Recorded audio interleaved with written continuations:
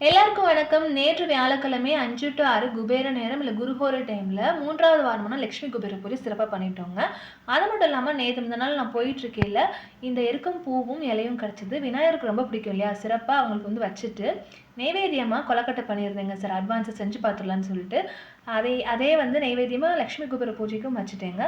எப்பவும் போல முழு முதற் கடவுளான விநாயகரை வணங்கிட்டு, குலதெய்வத்தையும் வணங்கிட்டு, நம்மளோட லட்சுமி தாயார் சிவபெருமானையும் வணங்கிட்டு, அதுக்கப்புறம் குபேரருக்கான 108 போற்றி, இல்ல குபேராய நமகன்னு 108 முறை தாமரை பூக்கள் இல்ல ரூ. 5 காயின் வச்சு அர்ச்சனை பண்ணலாம். நான் என்கிட்ட அஷ்டலட்சுமி காயின்ஸ் இருக்குல்லையா, அது வச்சு அர்ச்சனை பண்ணிட்டு, இந்த ரூ. 1 காயினை ஆன்டி கிளாக் வைஸ்ல வச்சிருந்தேங்க.